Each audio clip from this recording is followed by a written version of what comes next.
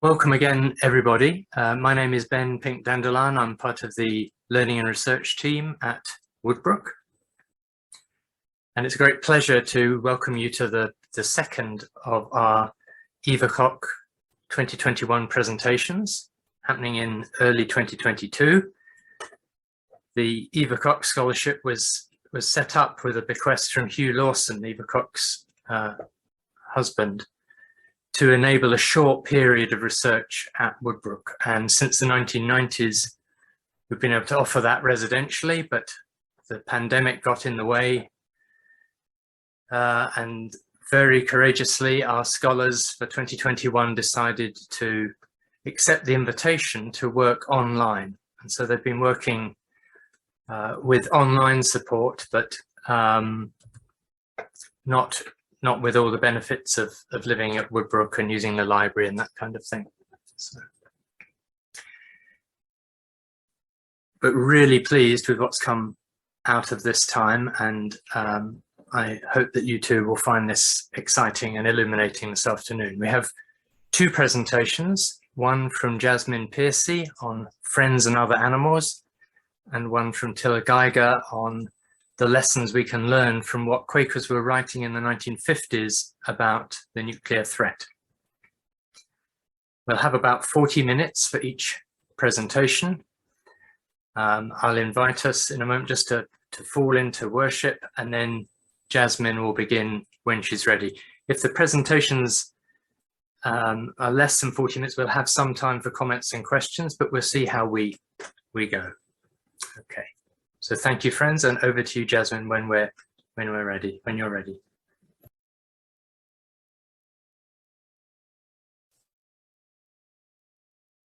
All things bright and beautiful, all creatures great and small, all things wise and wonderful, the Lord God made them all.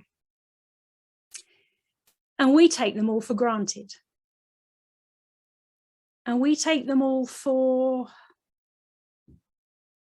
and we take them all. And we take them. And we take, and we,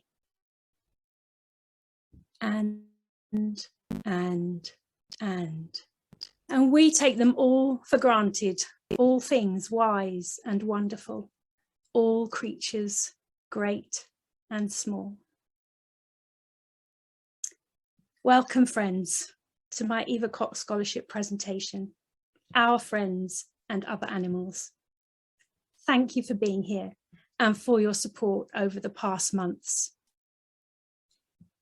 I'd like to dedicate this presentation to all the creatures who have companioned us on our journeys of peace and compassion, and particularly to Till's family cat, Mustard Seed, who passed a few weeks ago, and to Thich Nhat Hanh, the Buddhist peace activist who passed last week. I take courage from his words. A commitment to truth requires an openness to new experiences and a readiness to learn. We need to approach the quest with love, ready to be wrong, while also prepared to stand up for what we believe to be right.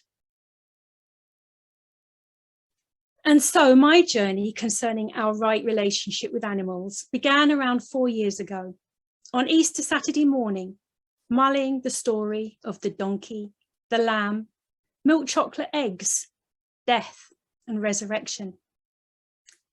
And from that waiting place of quiet prayer and contemplation, I felt a beckoning to search out my home for all traces of creature comforts, articles derived from animals. And I began making an inventory of my animal stuff. I knew there'd be obvious things, leather hiking boots, feather pillows, honey lip balm, but I hadn't reckoned on so many others, invisible before my very eyes, disguised by the alternative names I gave them: suede purse for cowskin, paintbrush for squirrel fur, or veiled by their silent, forgiving familiarity. But as Thich Nhat Hanh might have said, to call them by their real names, eel, moth, goat, duck, oyster, chicken, squirrel, pig, horse, fish, cow, dog, peacock, sheep, and bee. 15 unique creatures, practically forgotten, now fulfilling a quiet purpose in my life, my home. Surprising? Yes. Shocking? Probably. Forgivable? Hope so. Gradually, as this growing awareness began to transform my inner and outer world, the seed of an idea of creating a museum of animal stuff was sown. I found ways to be strong yet gentle with myself for this journey, honouring what has passed, seeking support for the way forward, and allowing time and space for the spirit to unfold. Silence, prayer, discernment, compassion, honest sharing, and lots of reading and listening. A few years ago in the New York Times, John Gluck commented in his article, Second Thoughts of an Animal Researcher, "There is no research more valuable than our own integrity and ethical coherence, and our treatment of animals is a direct reflection of our values toward life and one another." And so, encouraged and enthused to move forward, in 2021, I welcome the possibility via Woodbrooke's Eva Cox Scholarship to bring this slowly germinating leading to be tested among my community of friends. My research has focused on engaging friends in considering our relationship with animals and exploring possibilities for extending our Quaker testimony and witness to all species. 125 friends aged 7 to 82 from Kenya to Canada and from Jerusalem to Japan kindly responded to my survey. I subsequently interviewed 15 friends and will be drawing from these rich, candid conversations which have energized and informed my study. This heart-shaped filament in a light bulb represents the light coming to my heart when I have a light bulb moment of awareness around animal commodification. A key question I asked in the survey was, thinking about our Quaker testimony to that of God in all creation, which of 10 suggested areas in connection with animals would you like to see the Society of Friends actively engaging with? The highest ranked issues were climate change, biodiversity and habitat destruction, with climate change impacts topping the charts. Those giving it a 4 or 5 ranking totaled 97% of respondents. The lowest ranked issues were veganism and speciesism. Veganism came out bottom with only 33% of respondents giving it a 4 or 5 ranking. This low ranking was something I asked my interviewees to comment on.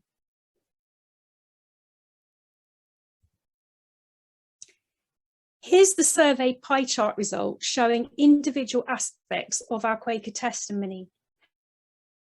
I asked, which one do you think most should inform our relationship with and behaviour towards animals? Integrity in green came out top with 42%. Equality in red came next with 28%. Peace in blue and simplicity in orange both scored just short of 15% each. I'll be picking up on each of these areas in the next section, but before proceeding, after all these charts of facts and figures, I like to bring us back to our heart centre with a quote from my youngest interviewee, age 7, who said about the testimonies, "If love were a choice, I'd pick that. If we have love, it's just good for the animals, and I really love animals."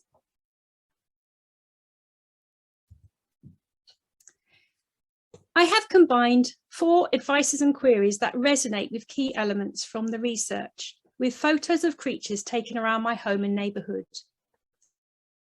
I hope you find engaging the interplay of familiar words set to a different tune, the song of the wild, the domesticated, the humble, and the often hidden.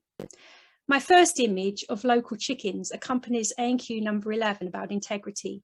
Be honest with yourself. What unpalatable truths might you be evading? The key areas I focus on here are integrity and veganism, starting with a bit of historical context. George Fox wrote that the following insight was shown to him when he was just 11. People being strangers to the covenant of life with God, they eat and drink and make themselves wanton with the creatures, devouring them upon their own lusts.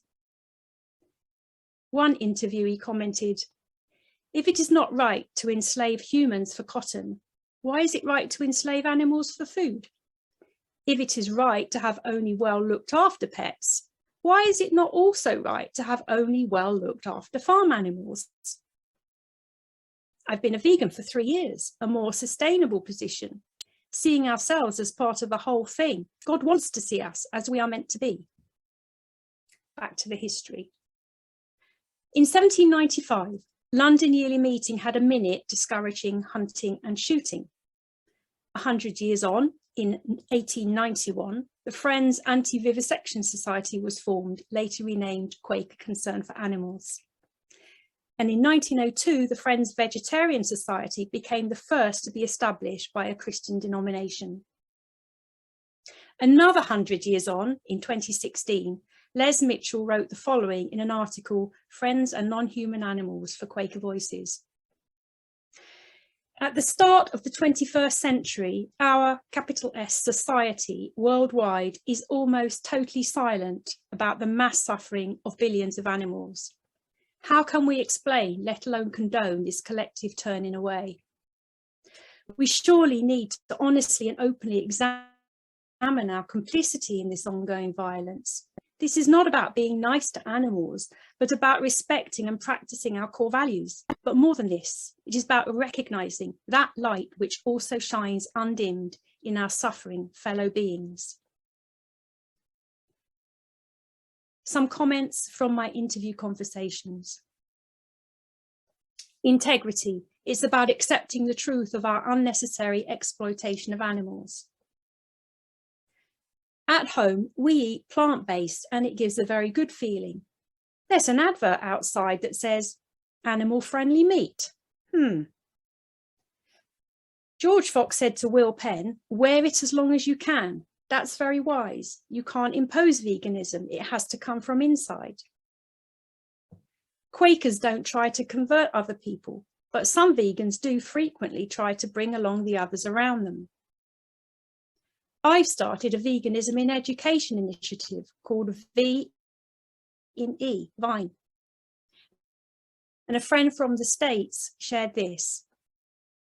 I have been seriously overweight much of my life. I was a big time cheese addict. Then two things happened. I started to practice mindful eating and I saw the documentary Forks Over Knives.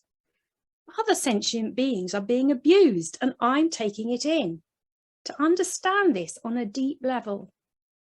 Although I'd been a vegetarian for 35 years, giving up dairy changed everything. My health improved dramatically due to the vegan diet. My interest in taking food issues to friends came about while I was on pastoral care committee. Several of our members were having health problems due to obesity, like me. My research found that there's a whole political economic context to eating, exploiting our natural cravings. I developed a talk on the subject and offered it at 2 yearly meetings.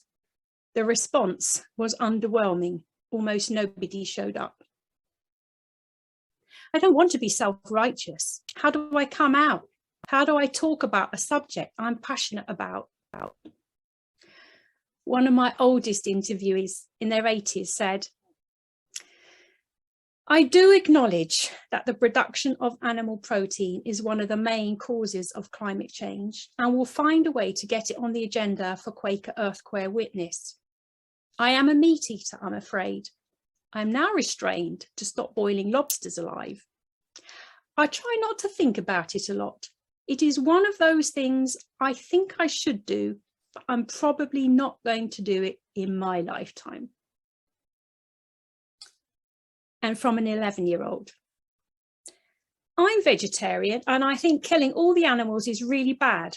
But my friend thinks if we didn't eat them, they wouldn't be bred, so they'd go to extinction. I think that's a little bit extreme. Integrity means knowing exactly what's going on with these animals. Another friend said, I became vegetarian recently.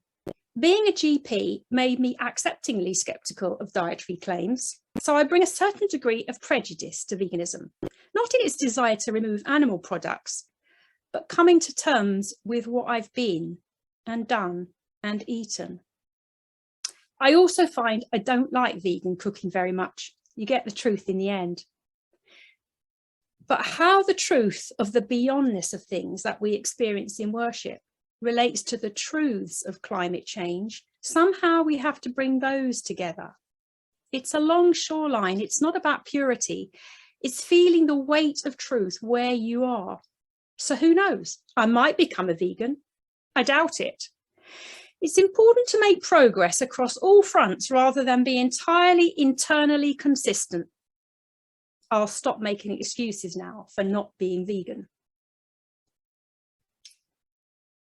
And in last year's 2021 Swarthmore lecture, Kinder Ground, Thomas Penny recommends we should consume in such a way that helps to reduce the sufferings of living beings. And that way we can preserve compassion in our hearts. I am reminded that we are called to be friends of the truth. And rather than judging or cajoling others, through kindness, humility, helping one another with a tender hand, a dose of humour perhaps, we may find ways to move forward together with integrity. And as we discover new facets of truth, to incorporate them into our lives, Quaker witness, culture and laws. But I also sense each new generation is granted some new grace to embrace what previous generations may have struggled irreconcilably with, however unpalatable.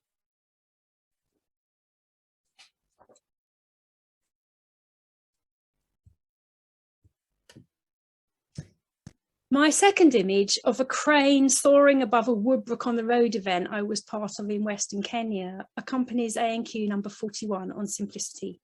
Do you keep yourself informed about the effects your style of living is having on the global economy and environment? The key areas I focus on here are climate, sustainability, and animal usage. Interestingly, in 1678, Robert Barclay wrote, "For it is beyond question that whatever thing the creation affords is for the use of man." By contrast, in 1772, John Woolman wrote, as recorded in Quaker Faith and Practice 2505, "I was early convinced that true religion consisted in an inward life, wherein the heart doth love and reverence God the Creator, and learns to exercise true justice and goodness not only toward all men, but also toward the brute creation. To say we love God and at the same time exercise cruelty towards the least creature was a contradiction in itself." And as one of my interviewees adds, John Woolman put his finger on it. He walked from Manchester to London to save the horses. He was pained to see the way that coach horses were made to work so hard and decided he would rather walk to London than be complicit in their maltreatment. In doing this, he made a very effective protest while saving costs and his conscience. In 1847, this from the Tract Association of the Society of Friends. Let us ask ourselves how far we are showing gratitude to God for the advantages derived from these creatures of whose extreme usefulness to us a very little reflection will leave not the smallest doubt. In 1995, Doug Gwynn offered in The Covenant Crucified, "The light's revelation gives new eyes that can no longer objectify gifts of nature as raw commodities for the taking. Instead, one sees oneself as part of the whole covenantal web of relationships in nature." And in 2009, Jenny Ratcliffe in Pendle Hill pamphlet number 403, Integrity, Ecology and Community, writes, "The path of simplicity is about getting rid of whatever is distracting us from being able to see the relationships between things." One of my interviewees from Russia explains, "I feel we are betraying the animal world to which I belong. Recently, I read sparrows have disappeared from Moscow, and a scientist explained, mosquitoes and flies disappeared before, so sparrows have nothing to eat. The betrayal of animals is like sawing the tree we are sitting on. Climate change is a continuation of our arrogance. Climate is clouding the issue. We are dealing with the effect, not the issue." A survey respondent expands, "Our current relationship with animals, unfeeling and destructive as it is, has long been normalized. Although if we were to examine how we think about and treat animals, we would see that in many instances, we go against our own stated values and principles. I find it very disappointing that Quakers are not seen at the forefront of all the struggles for a kinder, more humane world when it comes to the treatment of exploitation of animals. I would like Quakers to respect the fact they have embraced the Canterbury commitment to reduce the carbon emissions of Quakers as a corporate body. And part of that would be to divest completely from animal agriculture." So climate is unsurprisingly a heated topic, and several friends were keen to get things off their chests. One said, "Quakers come from the educational and social services background, and it's all about people, which pisses me off. A lot of my fear about the effects of climate change is how it's going to affect species. I hadn't realised it was on anyone else's radar." I was shocked by the meeting house still using dairy milk. Now, as soon as we declared climate emergency, it changed to plant milk. It seems undignified, a breach of another creature's dignity to have it in service. I don't want to kill. I don't want to use other creatures. This friend speaks my mind. I don't feel the work I do is about my message. It's about creating a space for the Quaker way to come through, meeting together in worship to see which way we are led, recognising how deeply held people's feelings are around animals and food and pets. There's often a clash of people trying to convert each other.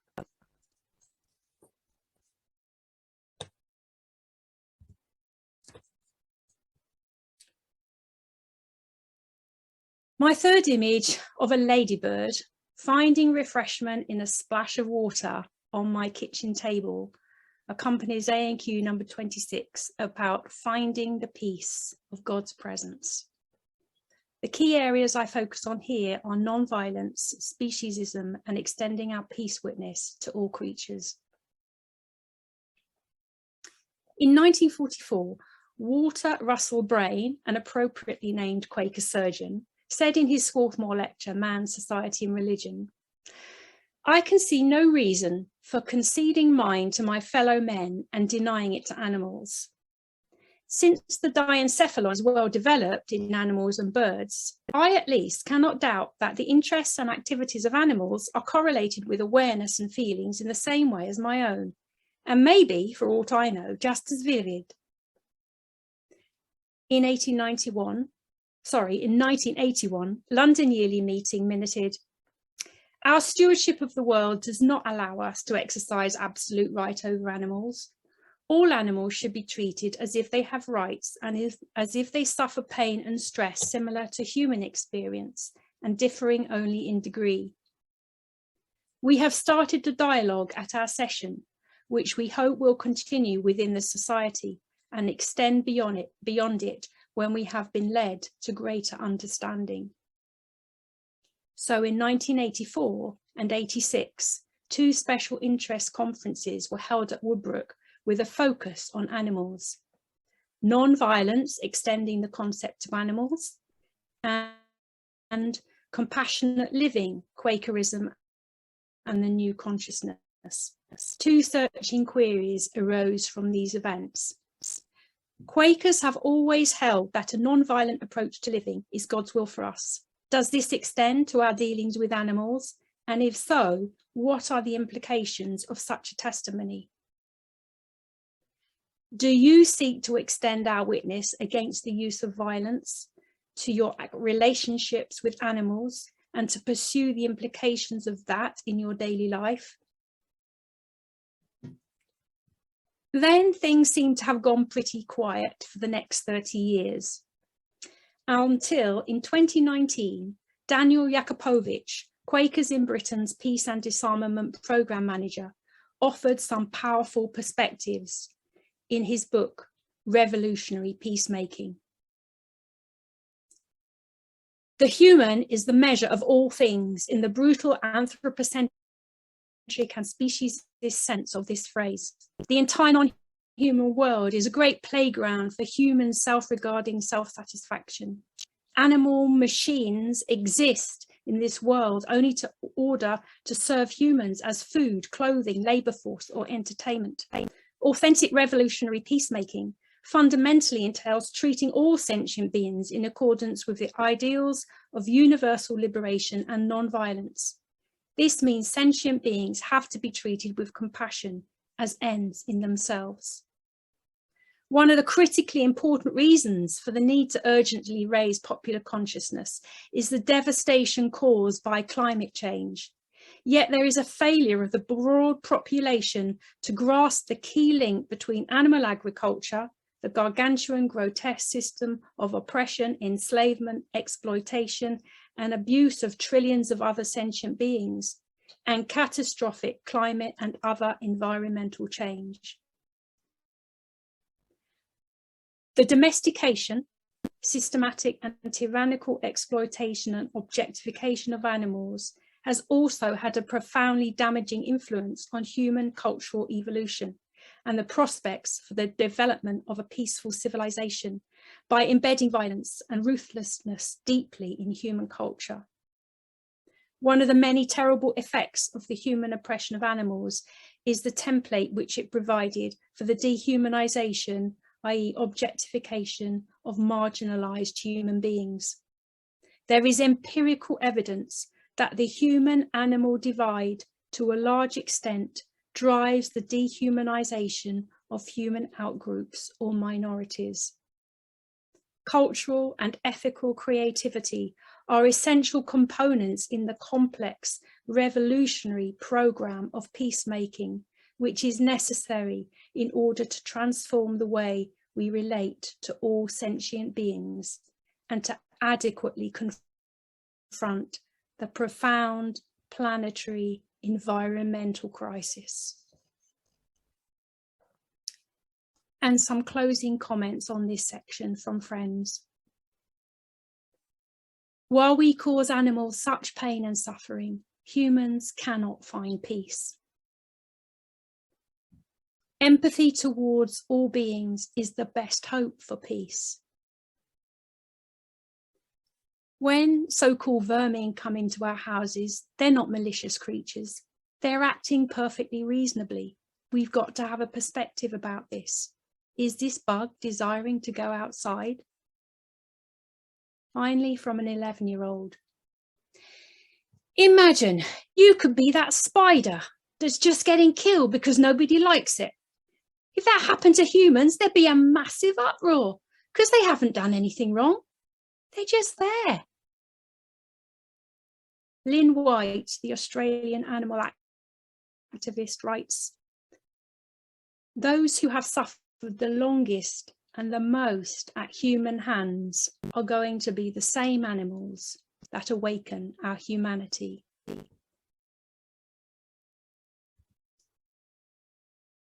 Let's take a pause. I invite you into a minute's silence to hold in our hearts all the animals, and to maybe reflect on the phrase, peaceable kingdom, whatever that may mean for you.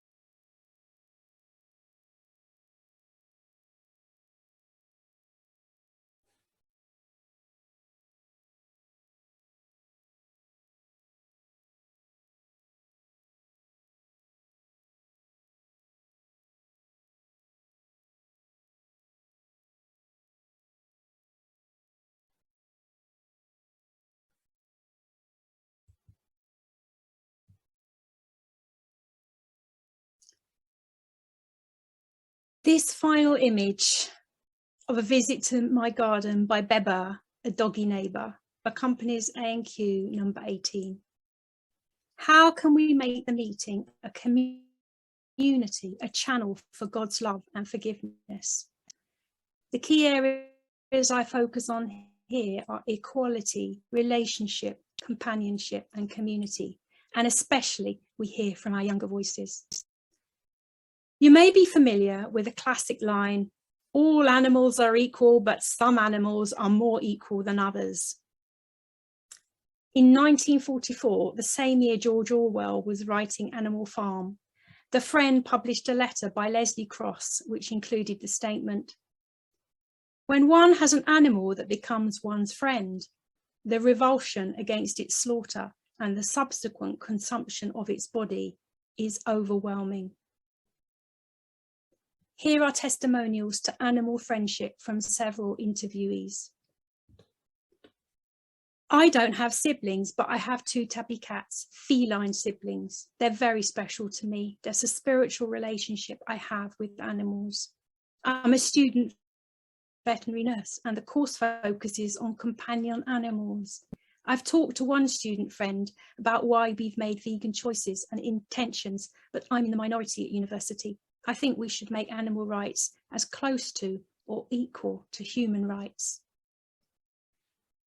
Cats bring out good things in me. That's what it means to be a Quaker, to be the best person.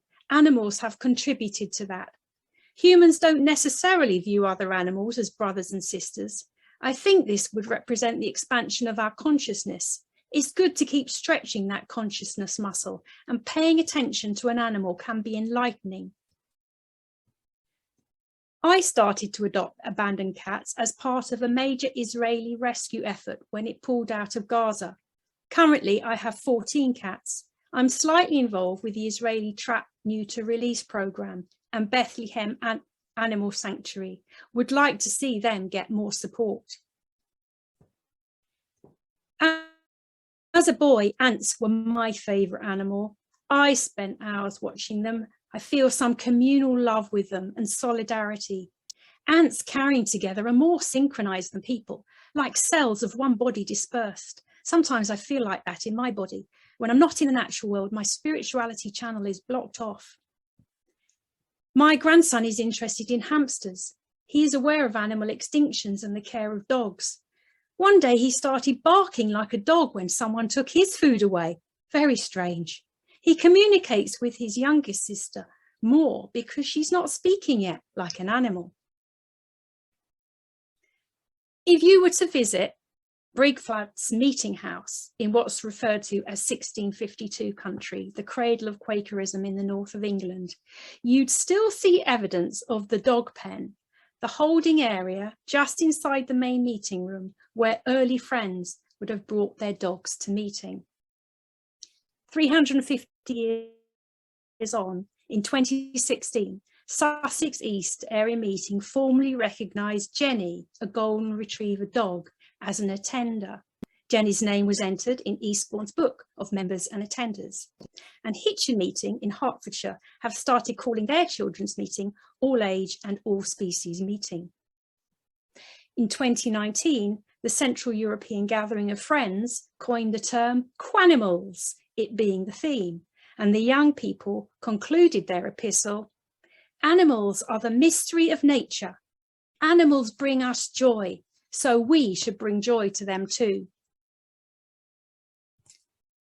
I love hedgehogs. I saw them two days in a row once. When I see something like this, if I've had a bad day at school, it turns me round. It might be possible to do something for hedgehogs in children's meeting. I want to help protect animals during children's meeting. Mummy says that isn't what Quakers usually do in children's meeting. Mum chimes in. We couldn't find an elder to hold an all-age worship outdoors during the pandemic. Quakers in Britain have such an entrenched tradition. Out in nature with children is not worth supporting. It's not a real meeting. If we counted the children's voices, we would have so much more outside in nature. And her child's excellent retort. That isn't fair, because the elders were children once too. A few final stories and reflections to conclude this section. I remember in reception class, there were some guinea pigs that joined. Children's meeting is very enjoyable, but I think it would take it to another level if we were to interact with animals. If you're feeling sad or angry, you can go see an animal. They're so therapeutic. When I was a child, I used to pray and I thought Jesus was a rabbit, a Peter rabbit in a blue waistcoat. Animal beings hold different aspects of spirit. I love the fact that they don't talk. They keep us honest. Their being is the communication. I do head to head with the cat late at night. That's it. Day's done. Being with. Silence. Creatures keep me grounded, humbled. We need to recognize our animal nature if we are not to die of hubris. Maybe it's too much to take on the reality. I think the next generation are more attuned. With all the hard news, animals can gentle us along. We are feeding the birds every day, so we have many different species. We sit to meditate looking at the birds, the spirit of wonder, being touched by what we see. We used to go on holidays to the west coast of Scotland. The seals looked like they were having a fine time. My mother used to play her accordion and sometimes they would come. Do we see that of God in the COVID virus? I think we need to start with accepting the core testimony of witness to every living thing. I was brought up on a farm. A horse is an animal that observes humans very closely. I remember windshields being spattered with insects in the 50s. Seeing us and animals as a continuum, if humans can be spiritual, then so can pigs in their own way.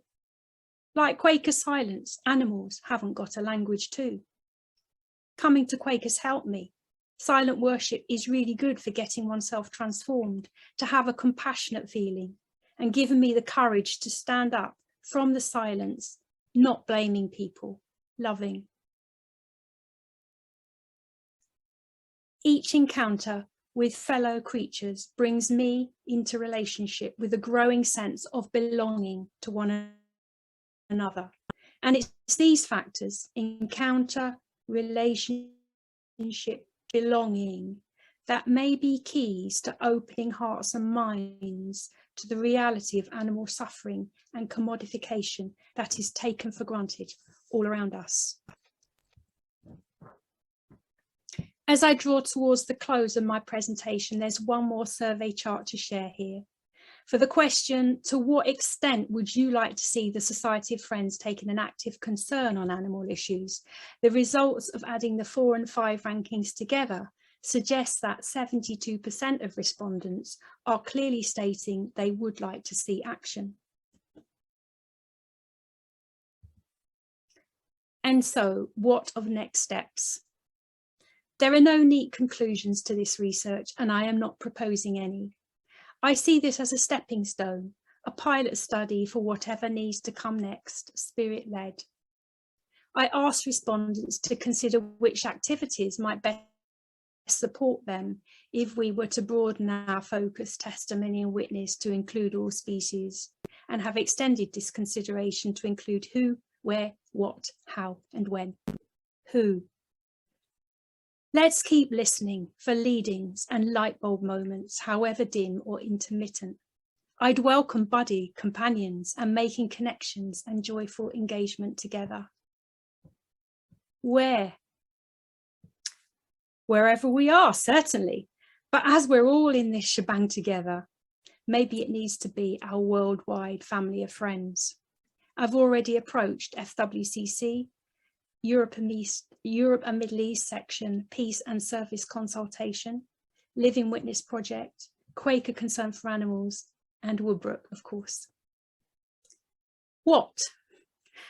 Central must be John Woolman's "Love was the first motion," echoed in our Minute 36 Canterbury Commitments concluding sentence.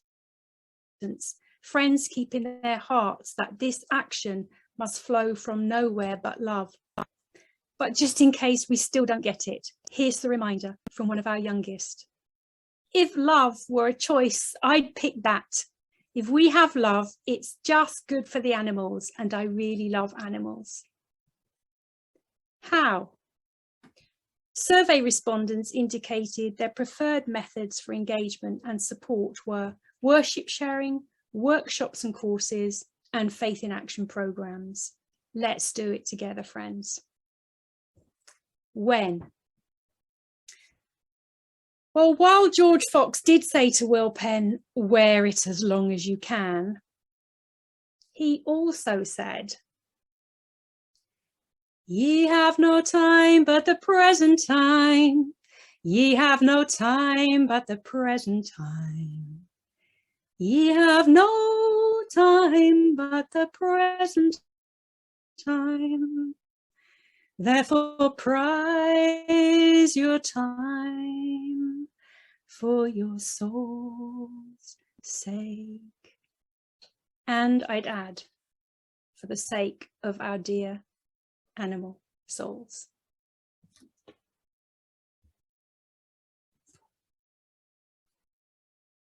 Thank you, friends.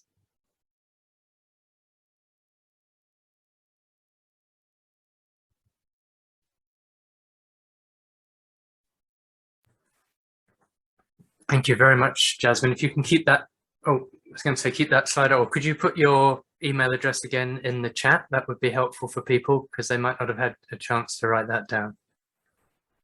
Thank you. We are recording these presentations, so they will be available and you can revisit them if you wish, and also, of course, tell other people that they're around.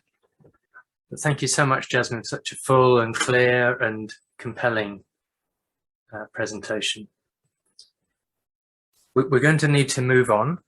So I'd like to invite Till Geiger to offer his reflections on his research. When you're ready, Till. Thank you. With that, let's skip the thank yous. Loads of people helped. I was really grateful to the Woodbrooke team and our weekly sessions of worship to guide me along. But let's start properly because there really, in a way, isn't enough time to do this. Act 1, a sunrise before dawn. At 5:29 and 45 seconds on the 16th of July, 1945, shortly before dawn, the night sky was lit up by a light brighter than the midday sun. A mushroom cloud formed on the horizon.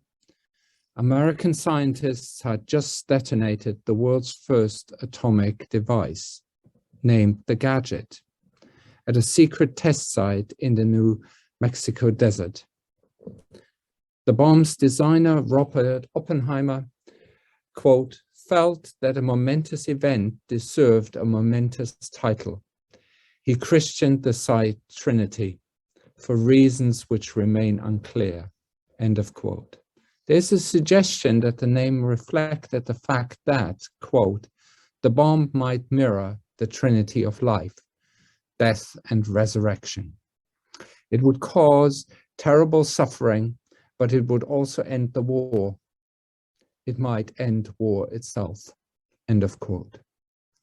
Whatever the reasons for the name of the test, its success marked the dawn of the atomic age. Within a short period of a few years, man-made radioactive particles from the nuclear explosions spread across the globe, reaching every last corner of the Earth. For the first time, the impact of human activity had a direct and immediate impact on the planet, the climate and its biosphere. A direct impact that can be detected geologically worldwide in sedimentation, along with plastics, which emerged at the same time.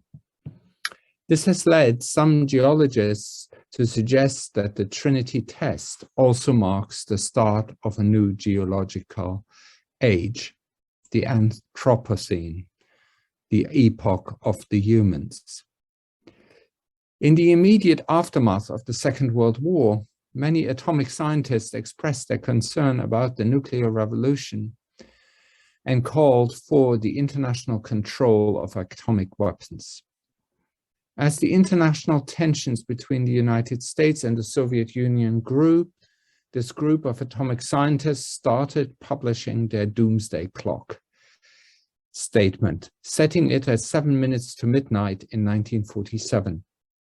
Over the next decade, following the explosion of the first atomic bombs, the two major superpowers, the United States and the Soviet Union, developed yet more powerful nuclear weapons. In 1949, the Soviet Union exploded its first atomic weapon. The Bulletin of Atomic Scientists moved the doomsday clock to 3 minutes to midnight. The following year, the Korean War further deteriorated the international situation, raising the prospect of another global war and triggering massive rearmament by nations around the globe. By 1953, the United States had accumulated a nuclear arsenal capable of destroying all life on this planet following the explosion of the world's first hydrogen bomb. The doomsday clock was moved to 2 minutes to midnight. In the meantime, the associated numerous atmospheric nuclear tests had led to major concerns about the impact of the resulting radiation in the atmosphere on humans and the environment. For the first time, humans themselves now posed an existential threat to the survival of humanity and their biosphere. Since then, the human impact on our planet, its ecosystem, has accelerated in terms of population growth, CO2 emissions, the destruction of ecosystems, and other pollution. As a consequence, friends, along with humanity, have faced, since the dawn of the atomic age, the deepening ecological crisis through man-made pollution, leading to global warming of our climate with catastrophic consequences. Confronted with the combined existential threats of nuclear war and unchecked climate change, the Bulletin of Atomic Scientists moved its doomsday clock to 100 seconds to midnight for the first time in 2018. And the Bulletin has just announced that the doomsday clock still stands at 100 seconds to midnight. Act 2. A very Quakerly reply to an emerging existential threat. The idea for my Eva Koch project arose from my discovery of the United States and the Soviet Union report by a study group of Quakers under the aegis of the American Friends Service Committee and published in 1949. For me, as a historian of the early Cold War in Europe, this report offered an alternative narrative to those found in most historical accounts of the period. The report challenged the emerging representation in the West of the Soviet Union as aggressive and expansionist, threatening to plunge the world into renewed armed conflict. Its Quaker analysis offered an insightful analysis of economic and social conditions on both sides of the Iron Curtain. I particularly appreciated the authors highlighting the potential impact of a renewed arms race on international relations, as well as domestic politics and systems of government. The study group's policy proposals represented a critique of the foreign policy pursued by Western governments without challenging the underlying tenets of liberal internationalism, which arguably shaped these foreign policies.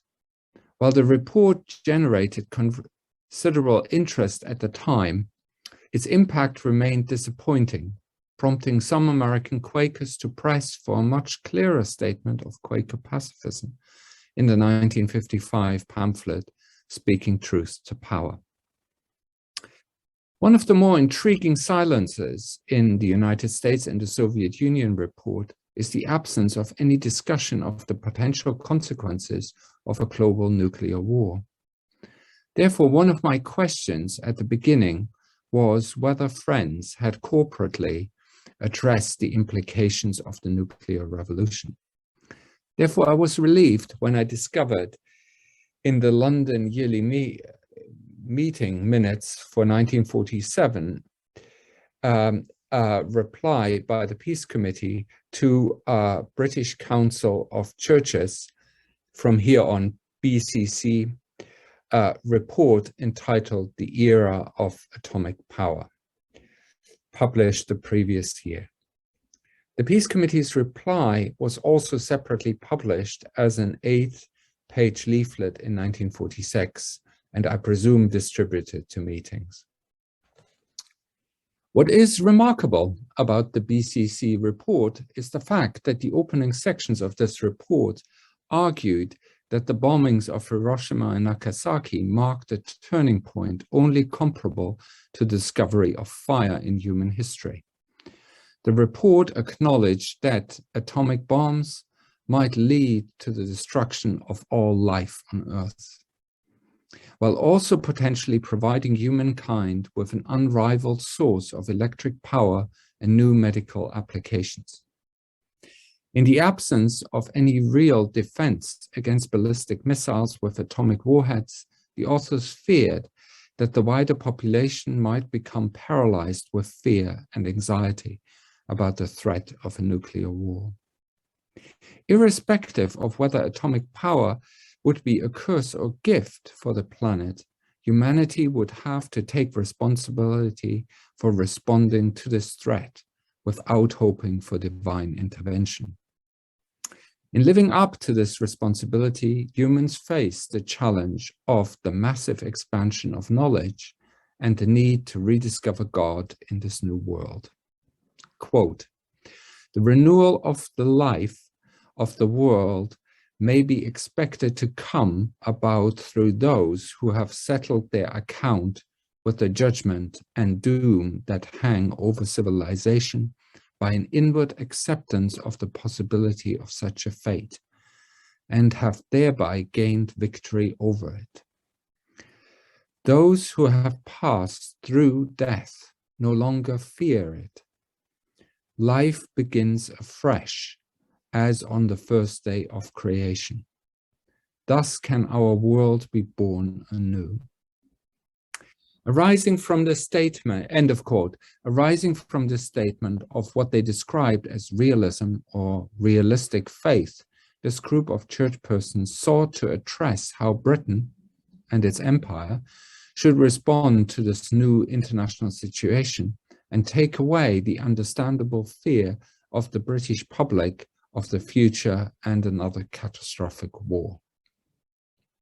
It would be tempting to continue a close reading of the remaining 60 pages of this report, wrestling with deep questions about the implication of the rise of secularism and whether the future use of atomic weapons could ever be just. Disappointed with the half-hearted efforts of politicians to establish some form of international control over nuclear weapons through the United Nations, the report took some solace in the ecumenical movement reflecting in the establishing of the World Council of Churches in this period. At the beginning of their discerned reply, friends stated that they shared much of the analysis of the BCC report, but voiced equally clearly their fundamental opposition to war and clear opposition to their fellow Christians. Quote, "We are deeply conscious, of our failure to bear an adequate witness to the life and power that takes away the occasion of all war, or to be faithful to the leadings of that spirit in many other social relationships." End of quote. From this position, they took issue with the report's use of the concept of evil, and that such evil could be defeated with evil, i.e. atomic weapons. With a prophetic note, they attested their belief that the Christian Universal Church should be a city on the hill committed to a peaceful world, and of which they wanted to be a part. Regarding all humans as equal, France rejected the report's acceptance of using atomic weapons, killing millions of humans. Quote, in an attempt to preserve, and there is a quote within this quote, the entire British way of life and systems of political and moral ideas embodied in the British Commonwealth. End of both quotes. For Quakers, such statements created a moral ambiguity about the use of nuclear weapons. Therefore, they criticized the failure of the BCC report to condemn the indiscriminate bombing of Hiroshima and Nagasaki and its willingness to accept its future use in the righteous struggle against evil, i.e., the atheistic Soviet regime. In their reply, friends called on other Christian churches to reject the notion that war could ever be just and commit themselves to work towards international cooperation, which would take away the need for any future war.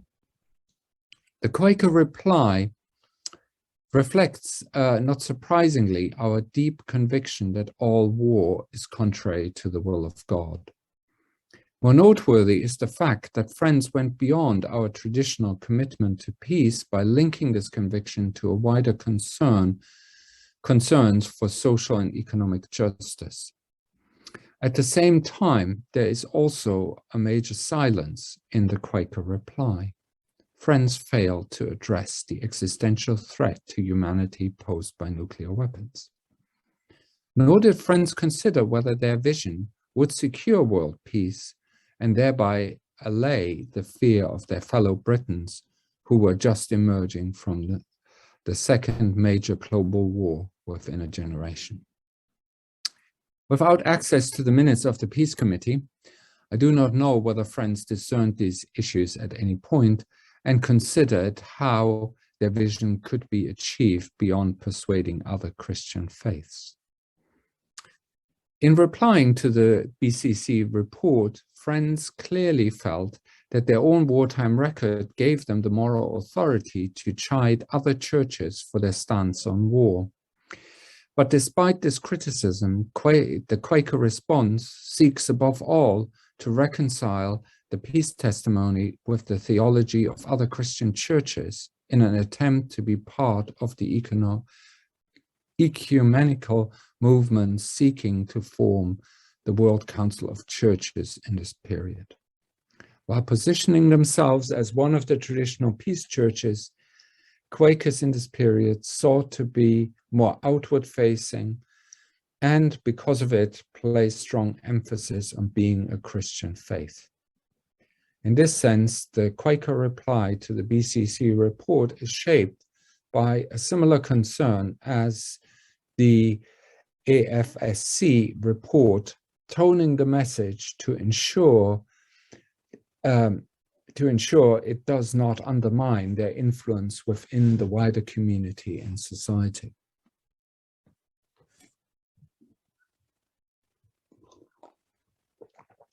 Act 3, we must change our ways.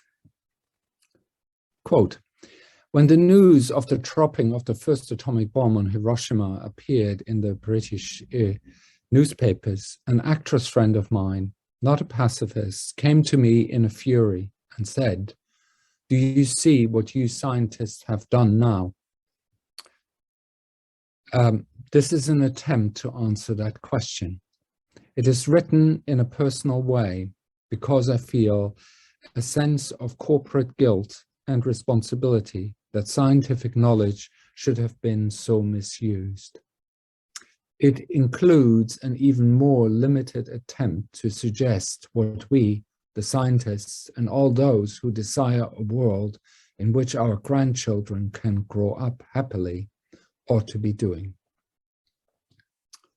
End of quote. From the immediate aftermath of the Second World War, Kathleen Lonsdale began tirelessly to speak out about the dangers of atomic weapons, a concern she shared with many other atomic scientists.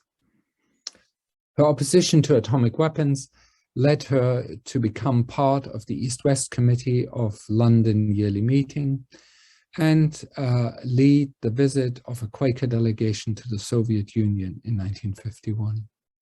Lonsdale became a prominent speaker at Quaker events, delivered her vision for a peaceful world in her 1953 Swarthmore lecture, Removing the Causes of War, and eventually published her thoughts in a Penguin book, Is Peace Possible for a Wider Audience, in 1957.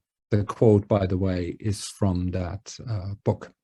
In addressing the burning issues of her time, she sought to address the problems of modern scientific research, interdependence, population growth, international law, and disarmament, to name but a few.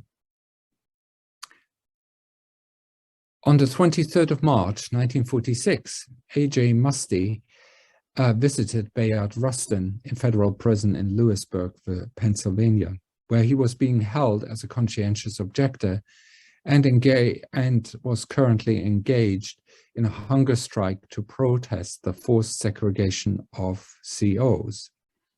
The next day, Rustin wrote to Warden Hyatt, seeking his release, citing the need to campaign against atomic weapons as a reason. Quote, "Today I see the atomic bomb, its use and disposition, to be the truly urgent problem of our time. For as A.J. Muste said yesterday, quote, why speak of equality of men when there may be no men unless men of goodwill devote themselves to stop what may become World War III. End of the quote, the internal quote and the external quote. Despite his previous involvement in the civil rights struggle, Rustin now felt that he had now to devote himself, quote, to a struggle close to the hearts and minds of all thoughtful men, black and white. End of quote. In the next few years, Rustin played a major role in both the peace and civil rights movements, championing nonviolent protests.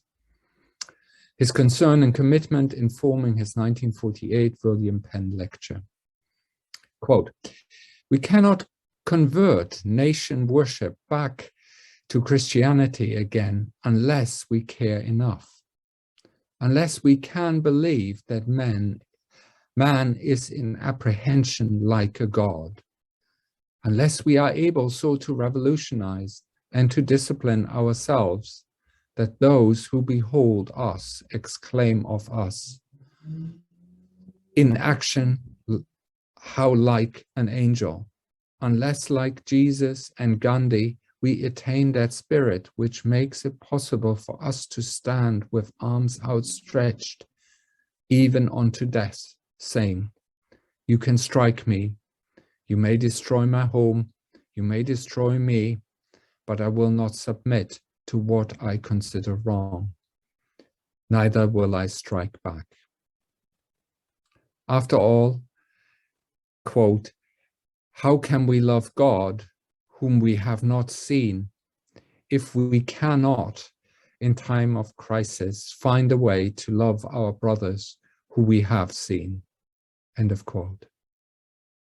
Rustin's mentor, A.J. Muste, struck a similar prophetic note when he warned the readers of his 1947 book, Not by Might, that war no longer presented a way forward.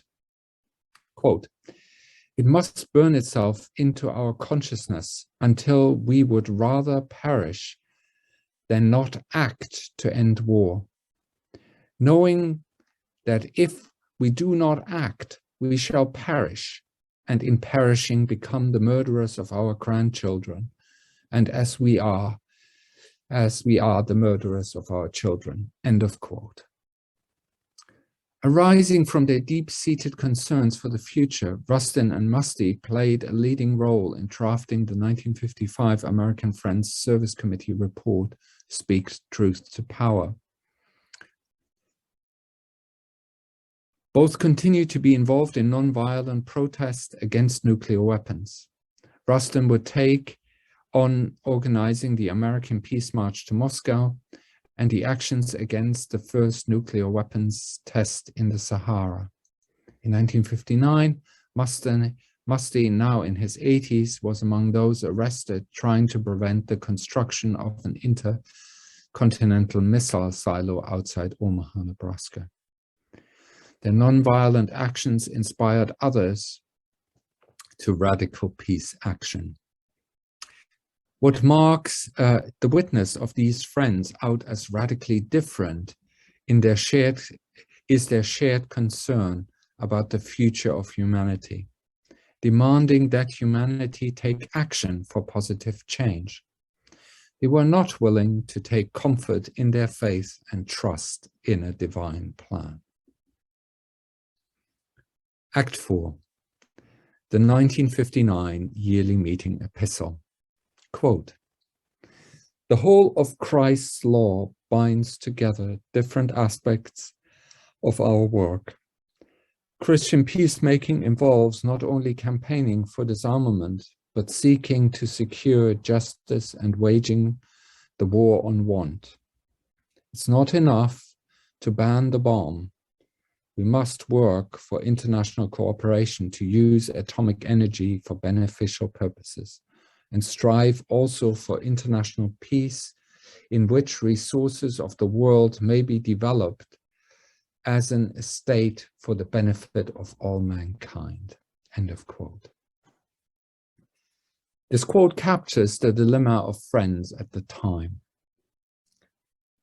We are against atomic weapons, but we still embrace the potential fruits of scientific progress in the name of international economic justice. In the end, friends did not question the system underpinning the systematic destruction of the planet. Closing reflection 1, Quakers and their stories. The stories of early friends form the basis of our faith, ever since George Fox climbed Pendle Hill and had his vision of a people to be gathered.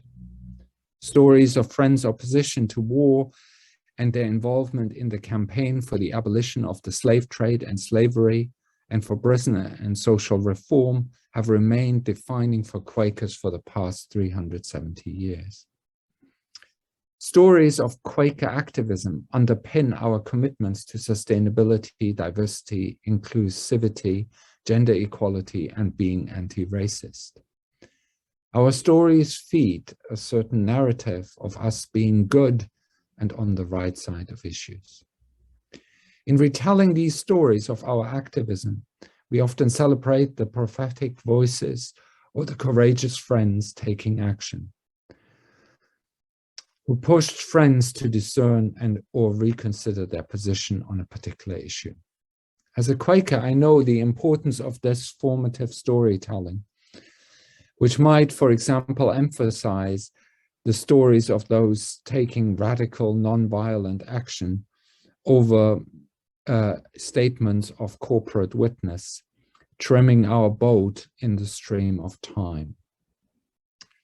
Being ministry or an act of witness, Quaker stories are rarely located in their wider context to emphasize the universal message of a particular witness or ministry. As a historian, I recognize these constructed narratives of a faith community, but am also aware that these stories are shaped by the wider political, social, economic, and climatic conditions of their time. By reinserting the written ministry or writings by Quakers in their historical context, I hope that I have been able to ask useful questions of past activism or campaigning by friends, which speak in some way to our own condition. Closing reflection 2. Rethinking the Quaker peace testimony during the 40-year crisis. Even contemporary observers perceived that modern societies experienced a profound crisis in the first half of the 20th century, for the first time since the global crisis in the 17th century. The global 20th century crisis started in 1914 and lasted roughly until 1955. From the start of the First World War through the Spanish flu epidemic, the Great Depression, the Second World War, to the atomic age. This crisis raised many questions for those who lived through it. The coming of the atomic age led many religious thinkers to argue that faith by necessity had to be based on the urgency to avert the catastrophe. And therefore faith needed to speak to the present crisis, bringing together individual faith and social witness. Quote, once we saw the contrast between the individual gospel and the social gospel, and the alternatives produced something of a cleavage in the Christian movement. The individual gospel dealt with the way an individual person could save his soul from hell, while the social gospel dealt with the application of the teachings of Jesus to such problems as poverty, war, race, prejudice, and industrial strife. Elton Trueblood went on to argue, unless Christian churches manage to bring these two gospels together, quote, the burden of the total message of the total gospel is that we shall die unless. End of quote. For Trueblood, such a reimagining of the Christian faith offered hope to humankind and to comfort from living in such fortunate times. While not all friends thought they lived in such fortunate times, many of them wrestled with these questions of individual faith and social witness. Following the upheaval of the First World War, the 1919 Towards a New Social Order statement by London Yearly Meeting marked a departure to address the social questions of the time. The writings of Rufus Jones engaged with the challenge of marrying individual faith and social gospel for a new generation of Quakers in the 1930s. The wider theological debate drew friends back towards the family of Christian churches. Indeed, the growing professionalization of certain aspects of Quaker work, the Society of Friends became more comfortable with defining itself as a peace church. As we face the climate emergency, I feel we as Quakers may still struggle with bringing about the synthesis of individual faith and social witness. Concluding reflection 3, Quakers and the Anthropocene. Earlier, I linked the start date of the Anthropocene with the beginning of the atomic age, partly to make my case that we could learn something from the witness of friends against nuclear weapons. However, social sciences statists generally link the beginning of the Anthropocene with colonial expansion and imperialism, or the Industrial Revolution.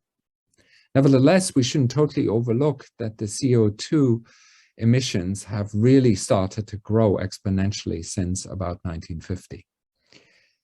In many ways, any argument over the beginning of the Anthropocene does not get us anywhere.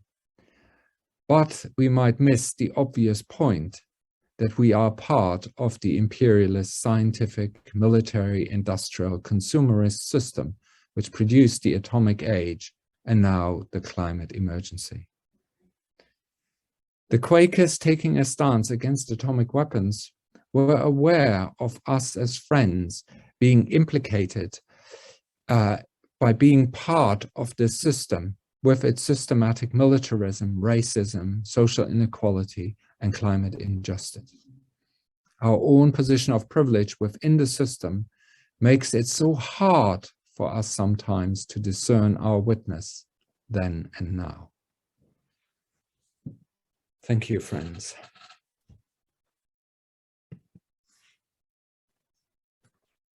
Thank you very much, Till. Again, very, very full, very rich, and I can feel the pressure of trying to get all that you've been reading and working on into a short presentation. And I know the same is true for Jazz.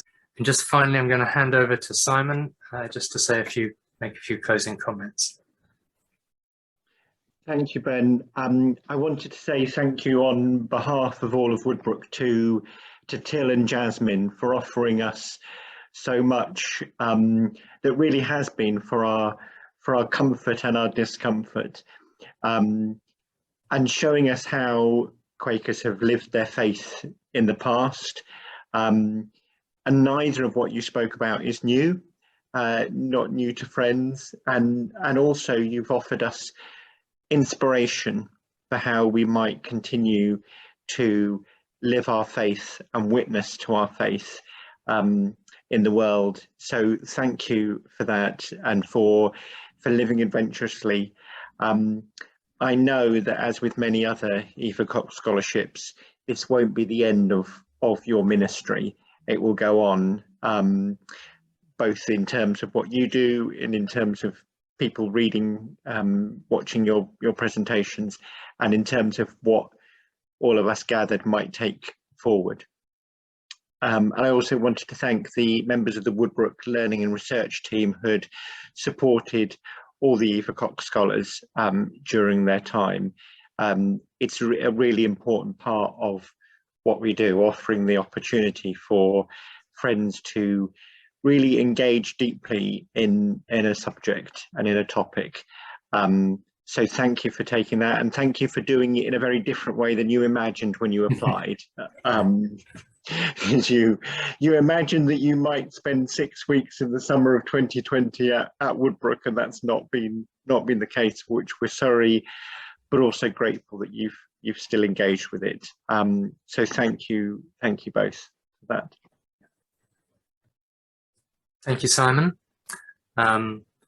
I know some of you will need to go, but let's just close with some worship and people can leave when they need to. Thank you all very much for coming and listening.